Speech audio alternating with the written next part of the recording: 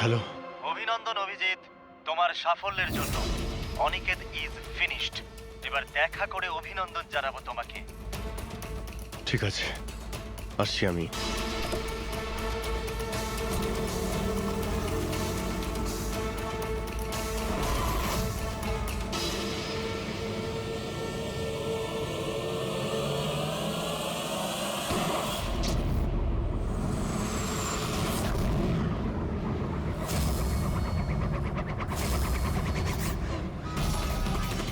পঙ্কজ, ধরো, ছাড়বে না ওকে। ও নো স্যার। কি হয়েছে? স্যার আমি একটা ভুল করে ফেলেছি। ওই তিলকনগরের গুদামটা মিস করেছি। স্যার এই দেখুন স্যার, ওখানেও একটা মন্দির আছে, শ্মশান আছে, ফ্লাইওভার আছে আর রেলওয়ে ট্র্যাক। আচ্ছা, ওই গোডাউনটা না তো? কত দূর এখান থেকে? স্যার ট্রাফিক জ্যাম নিয়ে 40-45 মিনিট লাগবে। স্যার, অপরাধীরা জানতো আমাদের প্ল্যানটা। অভিজিৎ স্যারের নকল গুলি চালাবার কথা। অভিজিতের সামনে বিপদ, দয়াকে ফোন করতে হবে। দয়া, দেখো অনিকেতকে কেউ গুলি করেছে, আসল গুলি। হ্যাঁ, অভিজিতের সামনে বিপদ। ওদের আড্ডা জানতে পেরেছো? না স্যার, খুঁজছি। তাড়াতাড়ি তাড়াতাড়ি দয়া, আমাদের হাতে টাইম নেই।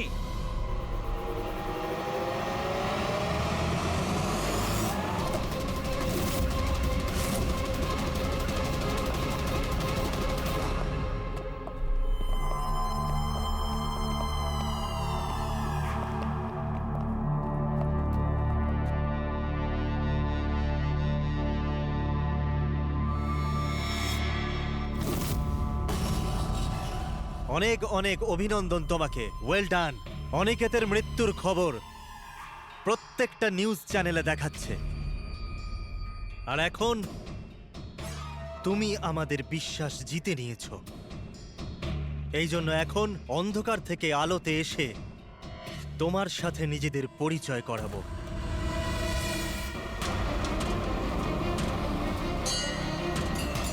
এই মন্দিরটা।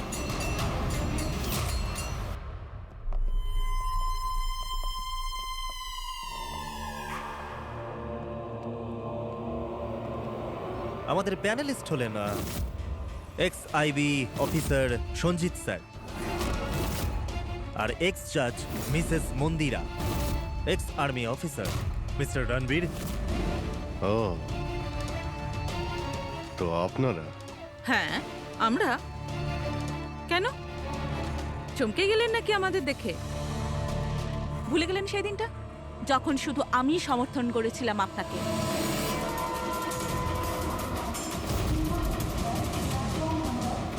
এই হচ্ছে রেলওয়ে স্টেশন। অভিজিৎ, আমাদের সবাইকার লক্ষ্য এক, অন্যায় সাফ করা। কিন্তু আপনাদের চতুর্থ সঙ্গী, ওনার কি হয়েছে? উনি কেন সামনে আসছেন না? আমি সামনে আসবো না, কারণ তুমি একজন বিশ্বাসঘাতক।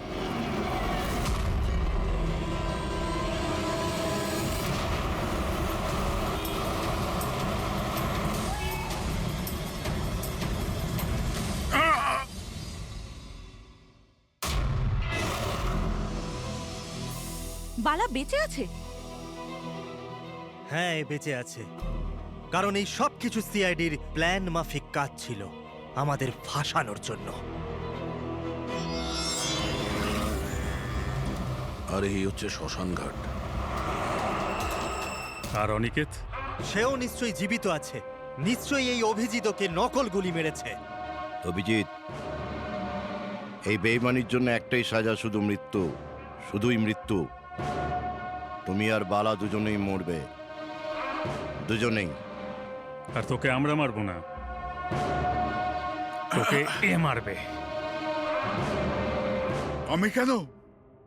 কেননা একজন বাহাদুর এবং সৎ ইন্সপেক্টরকে মারা আমাদের নীতির বিরুদ্ধে।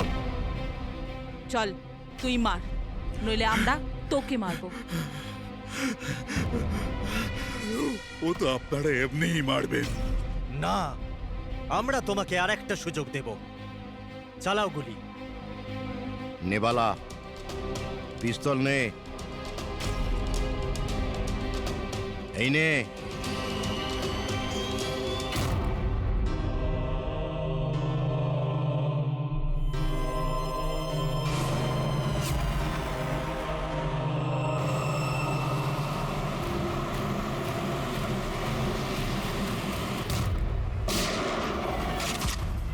কেউ পালাবে না।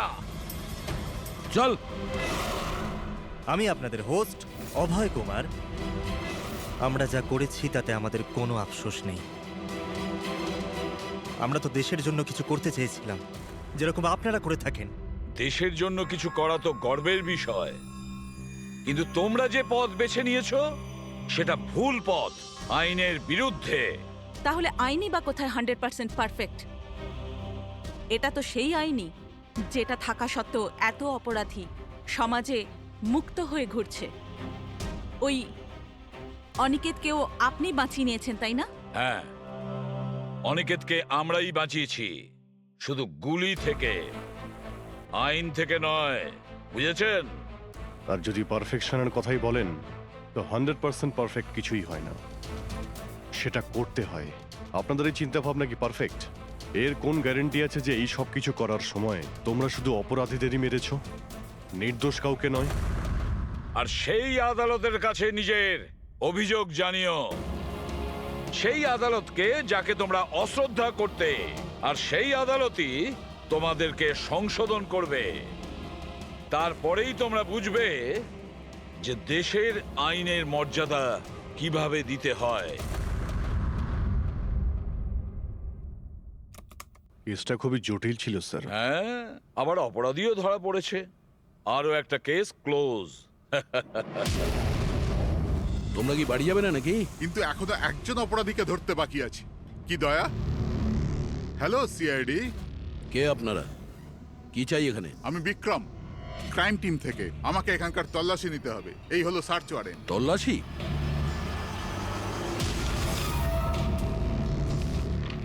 আমাদের আপনাদেরকে অনুরোধ যে আপনারা সবাই আমাদের সাথে কমপ্লিটলি কোঅপারেট করতে থাকবেন। এটা কি আমরা জানতে পারি যে তল্লাশি কেন নেওয়া হবে? দমনের ফাঁসির কেসে আপনাদের সবার এগেনস্টে কমপ্লেন্ট আছে যে আপনারা সবাই এভিডেন্স নষ্ট করতে চেয়েছিলেন।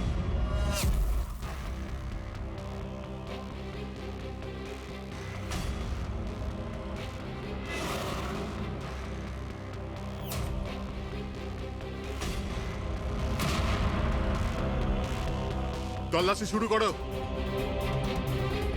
আপনাদের সবার ফোন রেকর্ড চেক করা হচ্ছে, আর আপনাদের সবার উপরে কড়া নজর থাকবে।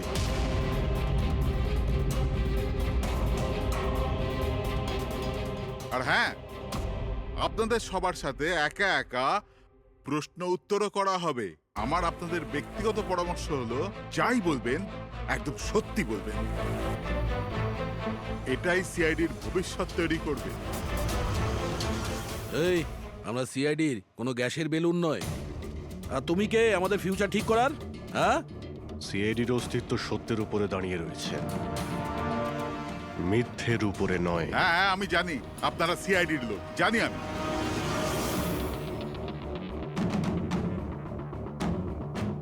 কিন্তু আপনারা যেই হন, আইনের ওপরে কিন্তু নয়। আর এখন সময় চলে এসেছে আপনাদের আইনটা মনে করা দরকার। হ্যাঁ, সেটা আমরা জানি যে আইনের ঊর্ধ্বে আমরা নই, আর আমরা আইনের সুরক্ষা করি, আইনের রক্ষাকর্তা। আমরা সিআইডি, আর গর্ব করে আমরা বলি আমরা সিআইডি অফিসার। আর আমাদের প্রতিটা রক্তের বিন্দু, প্রত্যেকটা ফোঁটা সিআইডি দেশের জন্য সমর্পণ করছে। আইনের ইতিহাসে আজ এক ঐতিহাসিক জয়। ভয়ঙ্কর আসামি বালা সিজু, যাকে বাচ্চাদের অপহরণের জন্য প্রত্যেক রাজ্যের পুলিশ খুঁজে বেড়াচ্ছিল, সে শেষ পর্যন্ত সিআইডির হাতে ধরা পড়ে গেল। এখন সিআইডির টিম বালাকে জিজ্ঞাসাবাদ করবে, আর বালাকে জিজ্ঞাসাবাদের ভিডিও বানিয়ে সেটাকে আদালতে প্রমাণ হিসেবে তুলে ধরবে, যাতে বালাকে কঠোর থেকে কঠোরতর সাজা দিতে পারা যায়।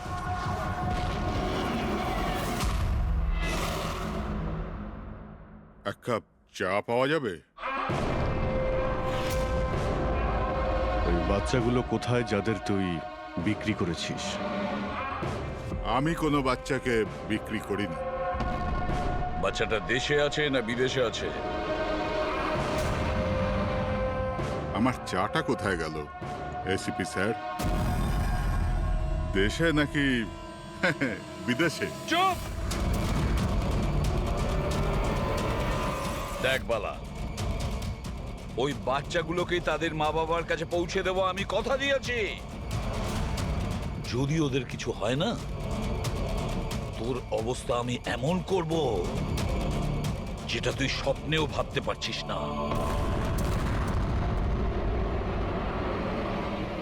এসিপি স্যার আমাকে হুমকি দিচ্ছেন? তোর কপাল ভালো যে আমরা শুধু মুখে বলছি, কিন্তু যদি দয়া থাকতো তো কি করতো? খুব বেশি হলে আমার জন্য এক কাপ চা নিয়ে আসতো।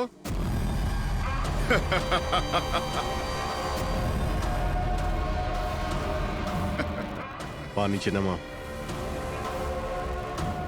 আরে ম্যাডাম, আপনি আমার জন্য চা বানিয়ে আনুন। তাছাড়া মেয়েদের কাজ ঘরেই হয়, এই সিআইডিতে কেন সময় নষ্ট করছেন আপনি? রবি, আর যদি আমার ম্যাডামের হাতের চা ভালো লাগে, হ্যাঁ, তো আমি ওর সাথে বিয়ে করবার ব্যাপারেও ভাবতে পারি। উকিল বাবু, এ কিন্তু বড্ড বাড়াবাড়ি করছে। কি তোর এত সমস্যা হচ্ছে কেন অভি? হ্যাঁ, তোর এই ম্যাডামের সাথে কোনো চক্কর চলছে নাকি রে? এটা কি করলেন আপনি? আমার ক্লায়েন্টের উপর হাত তুললেন আপনি।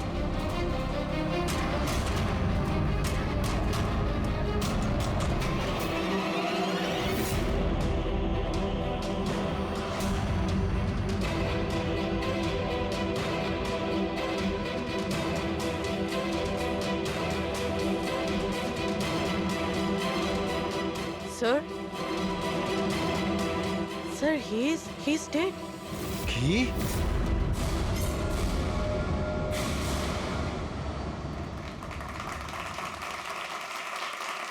Good evening ladies and gentleman, and welcome to Prashna Uttar. আমি আপনাদের হোস্ট অভয় কুমার আপনাদের স্বাগত জানাই। আজকের বিষয় একটা বিতর্ক যে আমাদের দেশের আইনের রক্ষাকর্তারা আইনের থেকেও কি বড়। আপনারা সবাই এটা নিশ্চয়ই শুনেছেন যে সিআইডির সিনিয়র অফিসার অভিজিতের উপরে বালা নামক এক ক্রিমিনালকে হত্যার অভিযোগ আরোপ করা হয়েছে। এই জন্য আমাদের মাঝে আজকে উপস্থিত আছেন নিজেই senior inspector Abhijit from the CID bureau, যার সাথেই এসিপি প্রদ্যুমান স্যারও, ওয়েলকাম স্যার, আর senior inspector Daya CID bureau থেকে। আমাদের প্যানেলিস্ট হলেন ex army officer Mister Ranbir, ex IB officer Sanjit sir, আর এক্স জাজ মিসেস মন্দিরা, আর সঙ্গে আছেন ক্রাইমের senior editor Madan Kumar sir, আর সঙ্গে উপস্থিত আছেন সিনিয়র জার্নালিস্ট আর হিউম্যান রাইটস অ্যাক্ট্রেস। তাহলে আমি শুরু করতে যাচ্ছি হিউম্যান রাইটস অ্যাক্ট্রেসকে দিয়ে। বলুন, এই কেস সম্পর্কে আপনি কি বলবেন? এদের মতো অফিসারদের জন্যই আইনের নাম খারাপ হচ্ছে দেশে। একদম ঠিক। হাতে বন্দুক কি শক্তি এসে যায়? এনাদের মনে হয় কি যা খুশি তাই করবে, আর মানবাধিকারকে মুচড়ে রেখে দেয় এই সব আইন রক্ষকরা। হ্যাঁ, আমি তো বলি এদের থেকে বন্দুকটাই ফেরত নিয়ে নেওয়া উচিত। বন্দুক চালানোর নৈতিকতা কি হতে পারে এদের ধারণাই নেই। আমি তো এটা বলবো যে এরা একটা সিম্পল কথাকে রং চড়িয়ে বলছে।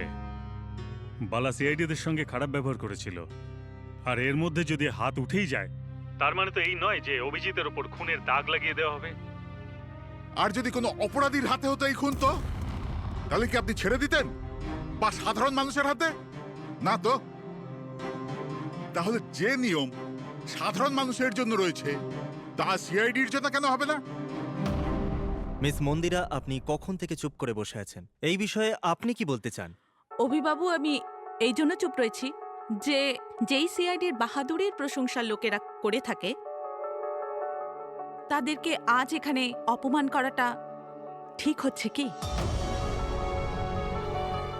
দেখুন, আমার মনে হয় তর্কের কোনো শেষ নেই। যে অভিজিৎ ঠিক না ভুল, এগুলো নিজস্ব ভাবনার উপর নির্ভর করে। এখন আমি কথা বলতে চাই এসিপি প্রদ্যুমান স্যারের সাথে, যার লম্বা কেরিয়ার দেশের প্রতি দায়িত্ব এবং কর্তব্যে পরিপূর্ণ। এই কেসেতে আপনি কার পক্ষ নেবেন? সিআইডির অভিজিৎ স্যারের নাকি আইনের পক্ষ নেবেন? দেখুন, আজ পর্যন্ত আমি বরাবর আইনকে সমর্থন করেছি আর পরেও সমর্থন করব। আমি ন্যায়ের পক্ষেই। আর এ কথা বলার কাউকে আমি সুযোগ দেব না যে আইন সিআইডির জন্য একরকম আর সাধারণের জন্য অন্য রকম। যতক্ষণ না এনকোয়ারি কমিশনের ডিসিশন জানাচ্ছে ততক্ষণ senior inspector Abhijit CID duty থেকে সাসপেন্ড থাকবে।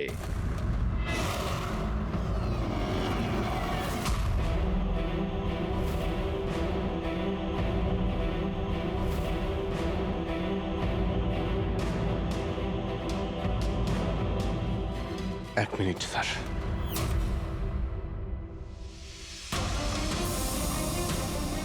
স্যার, আমার ব্যাপারে লোকেরা কি বলল তাতে আমার কিছুই যায় আসে না। এইমাত্র আপনার মুখ থেকে যা শুনলাম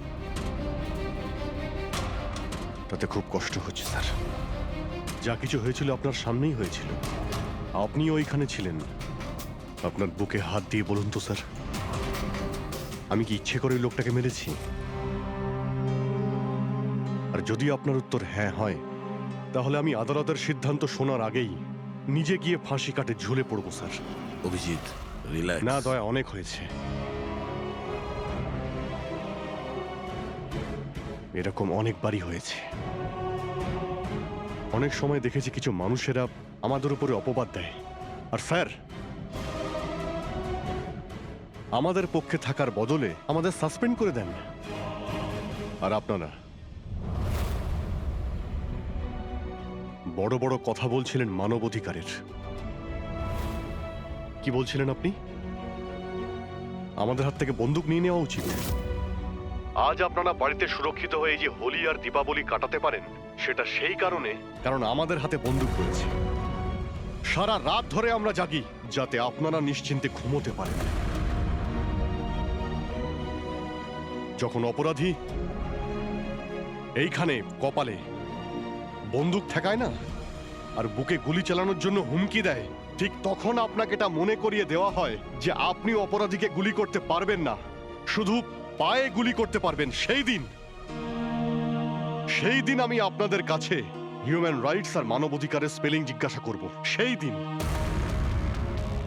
আজ আমি সবার সামনে জোর গলায় বলতে চাই, বালার মতো অপরাধীদের বেঁচে থাকার কোনো অধিকার নেই। এমনি তো আদালত তোকে ফাঁসিরই হুকুম দিত। আগে মারা গেছে বলে এত প্রশ্ন কিসের জন্য? এত বছর ধরে সিআইডি যদি আমার হাত বেঁধে না রাখতো, তাহলে এই অপরাধীদের অনেকদিন আগেই আমি শায়েস্তা করে দিতাম। আর এমনিতেও এমন আইন থেকে কি লাভ যা অপরাধীদের শাস্তি দিতে পারে না? আর সেই আইন আমায় কি সাসপেন্ড করবে? আমি নিজেই আইনকে সাসপেন্ড করছি।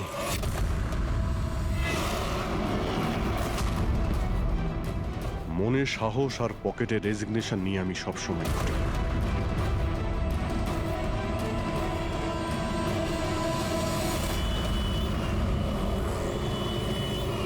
আরে ভাই, আমরা তো হলাম বন্ধু।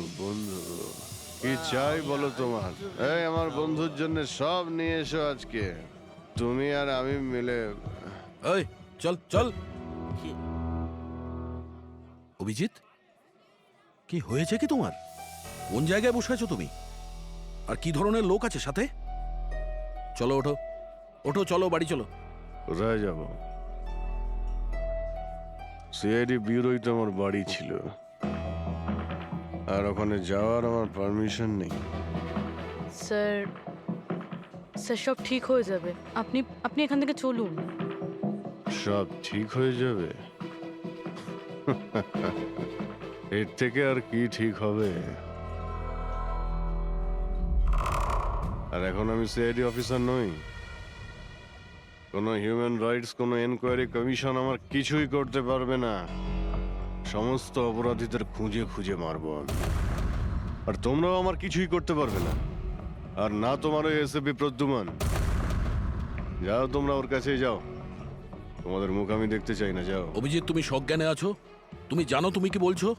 ছাড়ো না ভাই, যদি তুমি সত্যিকারের বন্ধুই হতে না, তাহলে ওই দিনই প্রমাণ করে দিতে আজ এই সমস্ত ন্যাকামি করার কোনো প্রয়োজন নেই। কি বললে তুমি? নাটক? তোমার এটা নাটক মনে হলো?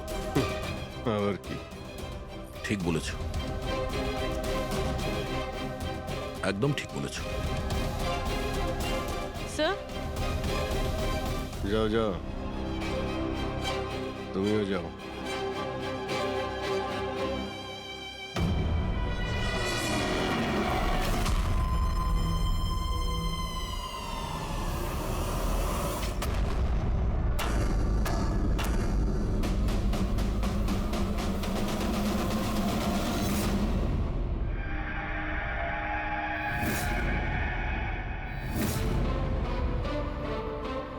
এই, কে এখানে? আমার চোখ কেন বেঁধে রেখেছো? বলো আমাকে, কোথায় নিয়ে এসছো আমাকে? কে তোমরা? এই, খোলো আমাকে।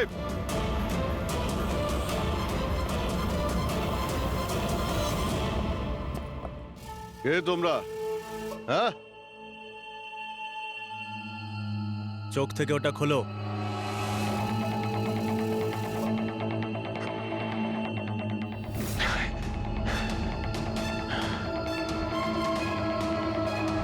তোমরা জানো কাকে কিডন্যাপ করেছো? একজন সিআইডি অফিসারকে। অভিজিৎ, তুমি আর এখন কোনো সিআইডি অফিসার নও। Senior inspector Abhijit CID duty থেকে সাসপেন্ড থাকবে। ভয় পেও না, আমাদের থেকে তোমার কোনো ভয় নেই। আমাদেরকে নিজের বন্ধু ভাবতে পারো। বন্ধু? তোমরা কারা বলবে? সব জেনে যাবে অভিজিৎ, আমরা কে আর তোমার থেকে কি চাই। অন্ধকারে লুকিয়ে রয়েছো কেন? সাহস থাকলে সামনে এসো। আমরা অন্ধকারে আছি কারণ এই দেশ আর সমাজ আমাদেরকে আলোতে কাজ করতে দেয় না। তার মানে আমরাও তোমার মতো একজন আইনের রক্ষক, কিন্তু তুমি আইনের ছাতার তলায় কাজ করো আর আমরা ওর বাইরে। আমরা অপরাধীদের সরাসরি সুবিচার দিয়ে থাকি, না কোর্ট, না কাছারি, না এনকোয়ারি কমিশন, সোজা মৃত্যুদণ্ড। এক মিনিট, তোমরা কি বলছো? আমি কিছুই বুঝতে পারছি না। চিনতে পারছো একে? এ তো মালবিকা, নামই সোশ্যালাইট, কিন্তু অনেক আতঙ্কবাদী সংগঠনের সঙ্গে যুক্ত। Good, next. একে আবার চিনব না? সবাই জানে ও রিয়েল এস্টেটের ব্যবসায়ী, কিন্তু তার আড়ালে ড্রাগসের ব্যবসা। উইলিয়াম? এ তো উইলিয়াম। 7টা মার্ডারের কেস আছে এর উপরে। That's right. কিন্তু এদের ছবি তোমরা আমায় কেন দেখাচ্ছ? আমার কাছে কি চাইছো? বলবো, প্রথমে তুমি এটা বলো যে যদি তুমি এটা জানতে পারো যে এই অপরাধীদের আইন কখনোই সাজা দিতে পারবে না, তখন তুমি কি করবে? যদি এরা কখনো শাস্তি না পায় তো?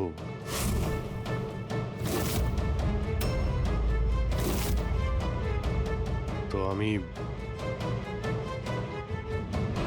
আমি এদের নিজেই মারব। আর এমনিতেও কোনো অপরাধীদের বেঁচে থাকার কোনো অধিকার নেই। সবাইকে পিষে মেরে ফেলা উচিত, সবাইকে। Very good. তোমার ভেতরে এই রকমই উদ্যম আর সাহস দেখতে চেয়েছিলাম আমরা। আমি তোমার যন্ত্রণা বুঝতে পারি অভিজিৎ। যদি বালা ভুল করে মরেও যায় তাতে কি আর হবে? ছিল তো ও একটা অপরাধী, না? এবার তুমিই বলো অভিজিৎ, এত বছরের চাকরির এই যে পুরস্কার পেয়েছো তুমি, এটা কি ঠিক? এদের মতো অফিসারদের জন্যই আইনের নাম খারাপ হচ্ছে দেশে। আর মানবাধিকারকে মুছড়ে রেখে দেয় এই সব আইন রক্ষকরা। হাতে বন্দুক কি শক্তি এসে যায়? এনাদের মনে হয় কি যা খুশি তাই করবে। না, এটা একদমই ঠিক নয়।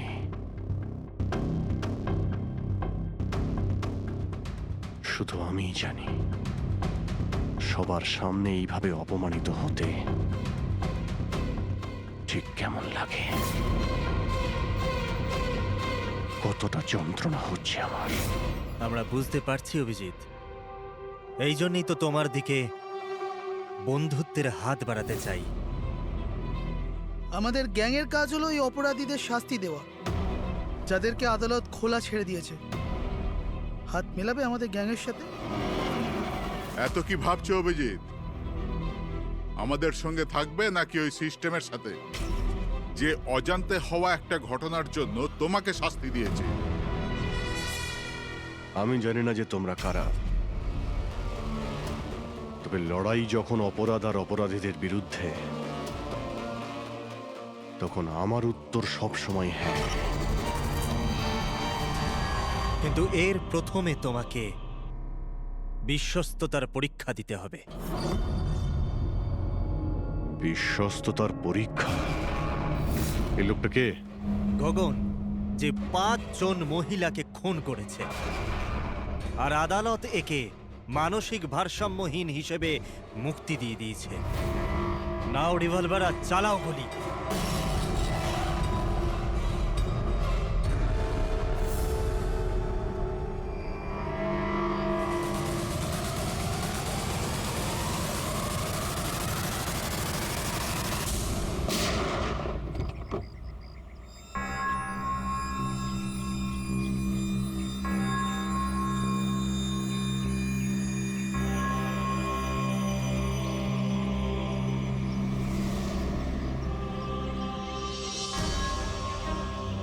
আমাদের ফোনের অপেক্ষা করবেন। আর হ্যাঁ, যা আপনার অসুবিধা হলো না, ওর জন্য সরি। আর একটা কথা মাথায় রাখবেন, ফোন সবসময় নিজের সাথে রাখবেন। যদি বাথরুম যেতে হয় তবেও।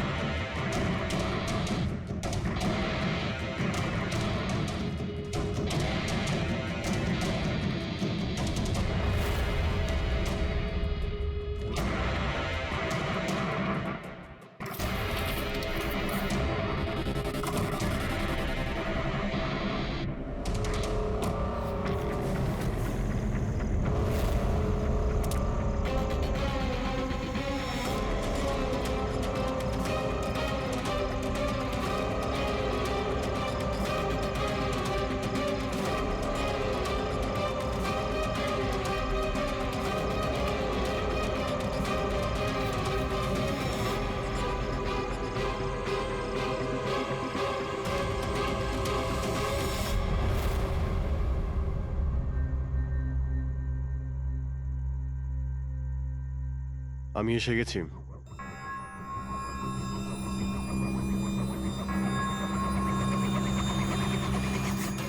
আমাদের সন্দেহই ঠিক।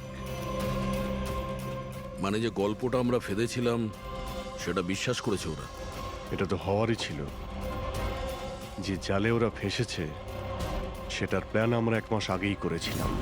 তবে স্যার, এত নামী অপরাধীদের একের পর এক খুন হওয়া, এটা কোনো কোইন্সিডেন্স হতে পারে না। স্যার, এই সমস্ত অপরাধীদের নতুন শত্রু কে এসছে? সেটাই তো আমি ভাবছি দয়া। এই 5 জনের একটা শত্রু থাকবে সেটা সম্ভব নয়। কিন্তু স্যার, আলাদা আলাদা থাকলে তারা একসাথে হামলা করলো কিভাবে? পুরবি লোকগুলো আলাদা হতে পারে, কিন্তু গ্যাং একটাই, মোটিভও একটাই, খারাপ মানুষগুলোকে শেষ করা। কিন্তু আইনকে নিজের হাতে নিয়ে আলাদা আলাদা শহরে আলাদা আলাদা সময় খুন করা, এত লম্বা প্ল্যানিং কেউ একা করতে পারবে না। একদম ঠিক বলছো অভিজিৎ। মনে হয় তুমি কিছু পেয়েছো। হ্যাঁ হ্যাঁ বস, কি?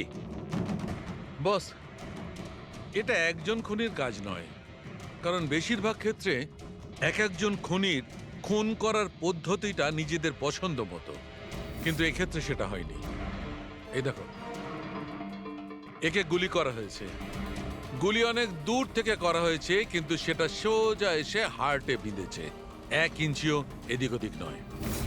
আর একটা, একে মার্শাল আর্টের একটা বিশেষ পদ্ধতি দিয়ে মারা হয়েছে, খুবই বিপজ্জনক, একটা আঘাতেই শেষ। আর এই তৃতীয় মার্ডার, এই তৃতীয় ব্যক্তিকে বিষ দিয়ে হত্যা করা হয়েছে, একটা ছুঁচলো জিনিস দিয়ে বিষটা ইনজেক্ট করা হয়েছে সোজা আর্টারিতে, বিষটা খুব তাড়াতাড়ি রক্তে মিশেছে আর স্পট ডেড। তাহলে তৃতীয় মার্ডারটাও কোনো এক্সপার্টই করেছে স্যার? হ্যাঁ অভিজিৎ, প্রথম শার্প শুটার, দ্বিতীয় মার্শাল এক্সপার্ট, আর তৃতীয় জন খুব ভালো করে ইঞ্জেকশন দিতে জানে। তারা যারাই হোক, মানুষকে বিশেষভাবে মারার প্রশিক্ষণ প্রাপ্ত এরা, যেমন কোন স্পেশাল এজেন্ট। আর হতে পারে এই গ্যাংয়ে এই ধরনের চিন্তা ভাবনা করার মতো আরো লোক আছে, যারা এই সমাজ থেকে অপরাধীদের সরিয়ে দিতে চায়। স্যার, যদি ওরা এত এক্সপার্ট হয়ে থাকে, তাহলে না ওরা কোনো প্রমাণ রাখবে, না কোনো সূত্র, ওদেরকে ধরবো কিভাবে? লোহাই লোহাকে কাটতে পারে পুরবী। এদের গ্যাংকে ধরার একটাই রাস্তা আছে, বালার মৃত্যুর নাটক। সবকিছু প্ল্যান অনুযায়ী হচ্ছিল স্যার। তারপরে ওরা আমাকে ট্রিগার প্রেস করে একটা লোককে মেরে ফেলতে বলে। আর তুমি ট্রিগারে চাপ দিয়েছিলে? ট্রিগারে চাপ দিয়েছিলে? Yes sir. এসব কি হচ্ছে? হ্যাঁ, বলেছিলাম না আমরা, তোমার পরীক্ষা নেওয়া হবে এটা দেখার জন্য যে তুমি এই কাজটাকে পরিণতি দিতে পারবে নাকি। আমায় কাকে মারতে হবে? এমন একজন মানুষ যে মানুষ বলার যোগ্যতা হারিয়েছে, দেশের উত্তরের রাজ্যগুলোতে ড্রাগসের ব্যবসা করে, আর জানি না এর জন্য কত যুবক নিজের জীবন বরবাদ করে দিয়েছে। তার নাম? নিজেকেও অনেক বড় বিজনেসম্যান মনে করে, কিন্তু ড্রাগ ডিলিং করাই হলো ওর আসল কাজ। একবার যদি ও শহরে ফিরে আসে, ব্যাস তারপরে ওর কাজ শেষ। নাম? নামে কি এসে যায়? গুলি মারবার ঠিক 1 ঘন্টা আগে তোমাকে বলে দেওয়া হবে যে কবে আর কোথায় গুলি চালাতে হবে। ট্রিগার কি করে টিপে দিলে? ওর যদি কিছু হয়ে যেত, মারা যেত তো? না দয়া, কিছুই হতো না। ওই বন্দুকটা হাতে নিয়ে আমি বুঝতে পেরেছিলাম ওই বন্দুকের মধ্যে কোনো গুলি ছিল না। অভিজিৎ, ওদের সাথে এমন ভাবে মিশে যাও যেন তোমাকে সন্দেহ না করতে পারে। এটাই হলো রাস্তা ওদের কাছে পৌঁছানোর। কিন্তু ওরা বড় ধরনের কিছু করে ফেলার আগে যদি আমরা ওদের আড্ডাতে পৌঁছে যাই ওদের গ্রেপ্তার করার জন্য। কিন্তু ওদের আড্ডায় পৌঁছাবো কি করে? তোমার চোখে তো পট্টি বাঁধা থাকে। চোখ বাঁধা ছিল, কিন্তু দয়া, ওদের আড্ডা থেকে বাড়ি পৌঁছানো পর্যন্ত আমি রাস্তাগুলো ভালো করে ফিল করেছি, আর যা কিছু আমার মনে হয়েছিল সব পেন ড্রাইভে রেকর্ড করেছি। এগুলো আমার জামা কাপড় আর জুতো। যদি এর থেকে কিছু সাহায্য পাওয়া যায় ওদের আড্ডায় পৌঁছানোর জন্য। স্যার, যা করতে হবে তাড়াতাড়ি করতে হবে। যে কোনো সময় আমার কাছে ফোন আসতে পারে ওই ড্রাগ ডিলারকে মারার জন্য, আর আমি এই ধরনের কাজ করতে চাই না যার পারমিশন আইন আমাকে দেয় না। যতক্ষণ আইন না বলছে আমরা কাউকে মেরে ফেলতে পারি না, সে কোনো বড় অপরাধী হলেও।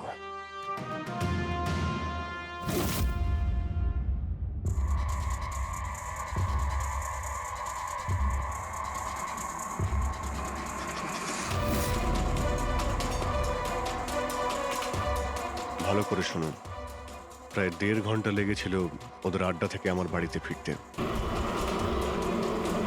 গাড়ির স্পিড 60-এর উপরে যায়নি। 15 মিনিট গাড়ি ট্রাফিক জ্যামে আটকে ছিল। 10-15, আর ঠিক ওই সময় কাউকে শ্মশানে নিয়ে যাওয়া হচ্ছিল। আর হ্যাঁ, যখন আমি আড্ডা থেকে বেরিয়েছিলাম তখন ওখানে কোনো মন্দিরে আরতি হচ্ছিল যা মাইকে বাজছিল। প্রায় সব মিলিয়ে 6টা সিগন্যালে গাড়ি দাঁড়িয়েছিল, আর প্রায় 5টা ফ্লাইওভার ছিল। প্রত্যেকটা ফ্লাইওভার ক্রস করতে 40 থেকে 50 সেকেন্ড লেগেছিল। রেলওয়ে স্টেশন, একটা ফ্লাইওভারের নিচে রেলওয়ে স্টেশন ছিল, যেখানে ট্রেনের অ্যানাউন্সমেন্ট হচ্ছিল। স্যার হ্যাঁ বলো। এই দেখুন স্যার, এই দেখুন অনিকেত কুমার স্যার। সিবিআই দুদিন আগেই ওর সঙ্গে কথাবার্তা বলেছে স্যার। দেশে অনেক জায়গায় ও ড্রাগসের ব্যবসা করে। এখন কোথায়? ফ্রেডি স্যার দেখছেন স্যার। স্যার হুম। এটা প্যাডি, ধান। ও ধান। ওই যে তুমি অভিজিতের জামা থেকে যে সুতোটা এনেছিলে সেইটা একটা বস্তা সুতো, পাটের বস্তা। তাহলে ধান আর পাটের সুতো, তার মানে হচ্ছে এটা কোনো গোডাউন, কোনো একটা গোডাউনকে আস্তানা বানিয়েছিল ওরা। এমন একটা গোডাউন যেখানে সবজি বিক্রি হয়, অথবা কোনো ধানের কল। স্যার স্যার এই রুটটা নিয়েছে এরা। রুটটা সেই রকমই যেরকম অভিজিৎ স্যার বলেছে। আমার মনে হয় এটাই। গুড জব পুরবি। হ্যাঁ ডক্টর সালুকে, কি অভিজিৎকে আনাজের গুদামে রাখা হয়েছিল? অনিকেত আজকে সকালেই গ্রিস থেকে ফিরেছে, এখন অবধি অফিসেও যায়নি। আচ্ছা, গ্যাং থেকে ফোন আসবে অভিজিতের কাছে, আসবে ফোন।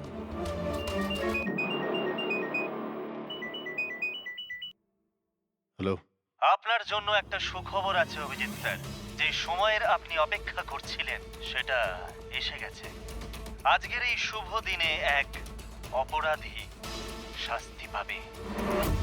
ঠিক 1.5 ঘন্টা পরে একটা কালো রঙের গাড়ি আসবে আপনার কাছে, আর বলে দেওয়া হবে আপনি কার ওপর আর কখন গুলি চালাবেন। হ্যাঁ, কিন্তু রাইফেল কোনটা? তাতে কি যায় আসে রাইফেল কোনটা? আপনাকে তো সিআইডি ট্রেনিং এ সব ধরনের ট্রেনিং দেওয়া হয়েছে, তাই না?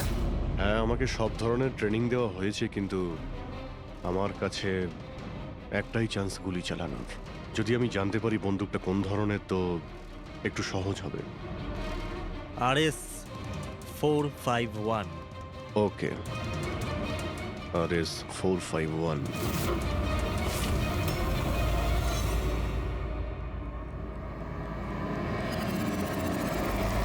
এটা কি বলছেন আপনি? আমার মৃত্যুর ভয় রয়েছে? তাহলে আমি যাবোই না কোথাও, ঘরের মধ্যেই লুকিয়ে বসে থাকবো আমি। সমস্ত মিটিং ক্যান্সেল। অনিকেত, বাড়িতে লুকিয়ে থাকলে কোনো লাভ হবে না। ওরা প্ল্যান করে বসে আছে তোমাকে মারার জন্য। ওরা তোমাকে মেরেই ফেলবে। আপনারা কিছু করুন না, আপনারা সিআইডির লোক, বাঁচান আমাকে। বাঁচাবো আমরা তোমাকে। আর এবার গুলি আমাদের অফিসার তোমাকে করবে। তোমার জামার ভেতরে একটা বুলেট প্রুফ জ্যাকেট থাকবে আর কিছু রক্তের প্যাকেট। কিন্তু স্যার, লক্ষ্য এদিক ওদিক হয়ে গেলে যদি গুলি মাথায় লেগে যেত? কিচ্ছু হবে না, কারণ গুলিটাও নকল থাকবে। আর হ্যাঁ, তুমি তোমার কর্মফল ভোগ করবে। তোমাকে শো করে ওই মাস্টার মাইন্ডকে আমরা আগে ধরবো। এবারে বলো, মিটিং এর জন্য কোথায় যাচ্ছিলে তুমি? পরের মিটিং 1 ঘন্টার মধ্যেই হবে। এই মলের বাইরে একটা লঞ্চে হবে। মলের বাইরে? হ্যালো, আমার মনে হচ্ছে মিশনটা ক্যান্সেল করতে হবে। কিন্তু কেন? বালা বেঁচে আছে।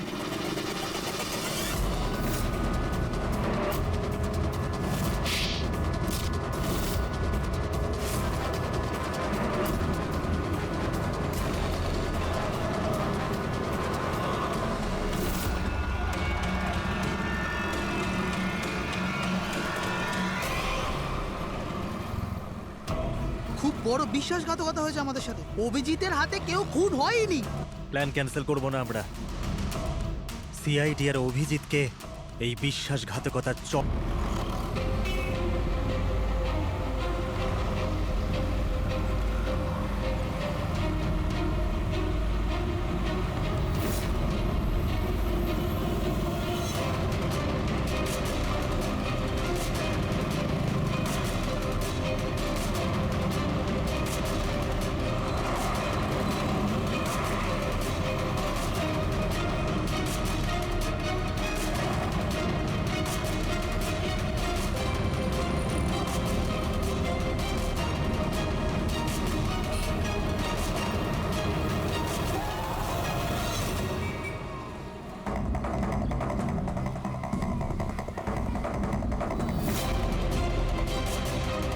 এখানে ওই লোকটা আসতে চলেছে। কিন্তু ওই লোকটা কে? অপেক্ষা কর, জানতেই পারবি। চল তোকে ওই জায়গাটা দেখাই যেখান থেকে তোকে গুলি চালাতে হবে ওর উপর।